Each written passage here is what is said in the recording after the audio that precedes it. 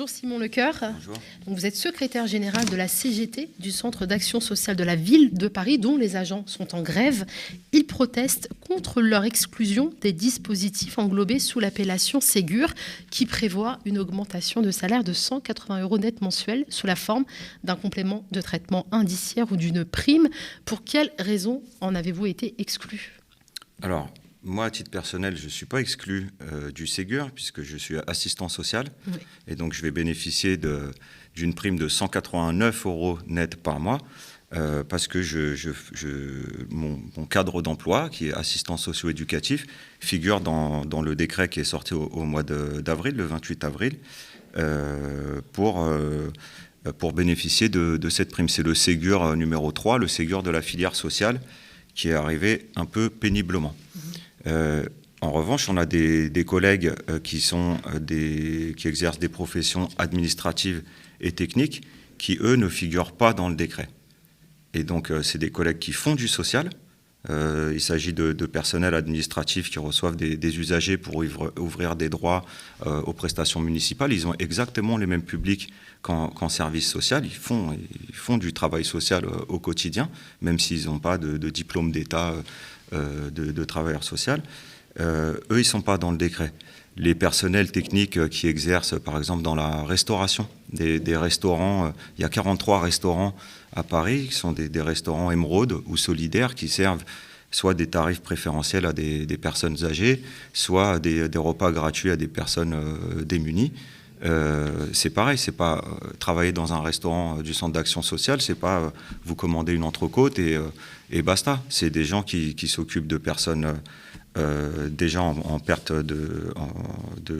d'autonomie ou des personnes avec des difficultés sociales telles que c'est difficilement gérable. Il faut porter la cuillère à la bouche, il faut couper la viande, il faut gérer des comportements qui sont un peu compliqués et un grand flux de personnes. Donc, c'est des gens qui font du social. Alors, ils ne sont pas dans le décret. Et nous, dès que le décret est paru, très rapidement, on a posé une revendication. Dès le mois de mai, on a commencé par une pétition qui a été signée par un grand nombre d'agents très rapidement.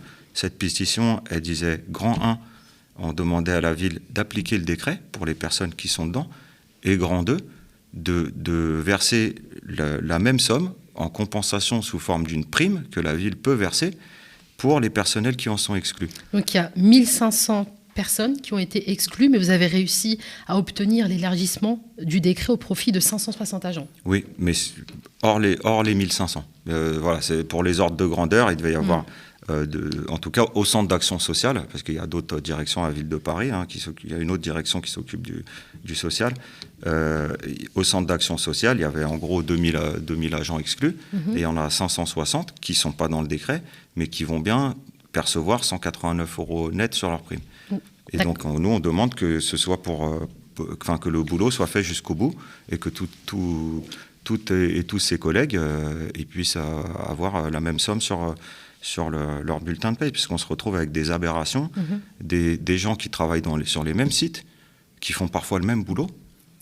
Il y en a une qui va être adjointe administrative, elle n'aura pas la prime. L'autre qui va être secrétaire médico-social, elle va avoir la prime, alors qu'elle n'est pas dans le décret non plus. Donc nous, on est d'accord avec cette ouverture. On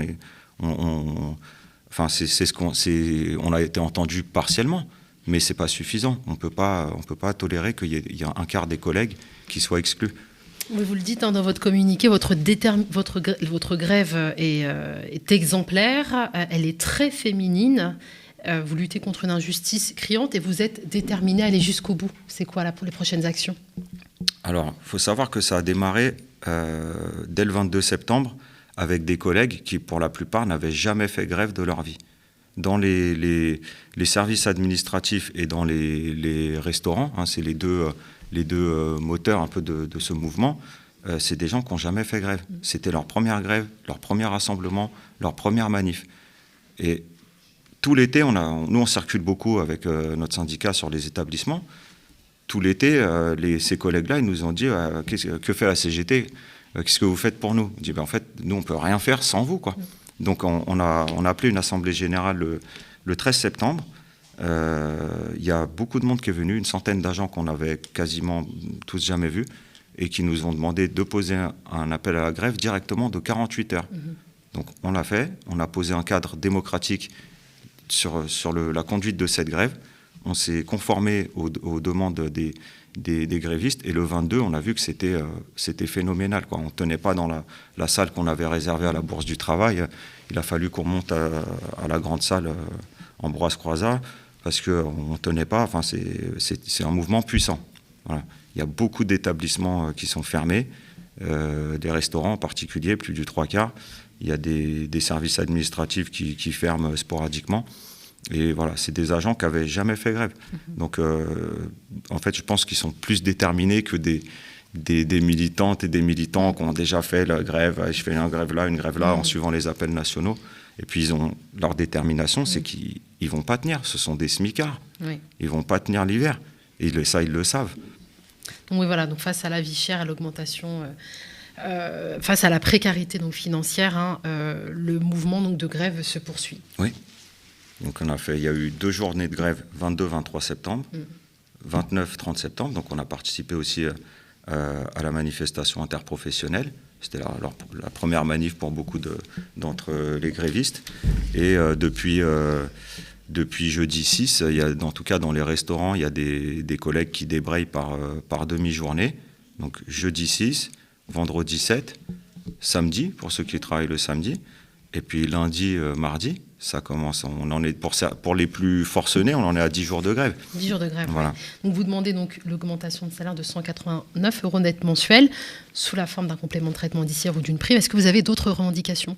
Non, dans le cadre de cette grève, c'est la revendication unique qu'on a posée, et ce depuis le mois de mai.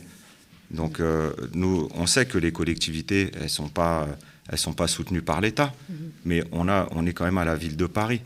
Voilà, c'est pas n'importe quel patelin qui aurait aucune marge financière.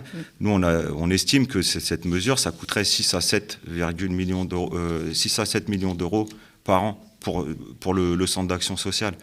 Enfin, on a quand même une majorité municipale où ils sont tous à la NUPES maintenant, ils sont censés être tous à la NUPES. Alors on s'est adressé au conseiller de Paris aujourd'hui, puisque c'était le premier jour du conseil de Paris, on a distribué une lettre, et puis au verso, on a mis ce communiqué qui a été signé au mois d'août, face à l'urgence sociale et écologique, construire une large convergence. Et c'est signé par la CGT, par la FSU, par Solidaire, et par les partis qui structurent la majorité municipale aujourd'hui. Mais nous, on est chaud pour cette convergence, il n'y a pas de problème. Mais à un moment, il faut sortir un peu des carcans budgétaires imposés par l'État. Si on veut être dans une politique de rupture, il faut y aller. 6 à 7 millions d'euros, il y en a besoin pour... Les Parisiens les plus vulnérables, ils vont en avoir besoin pour faire face à l'urgence sociale et écologique.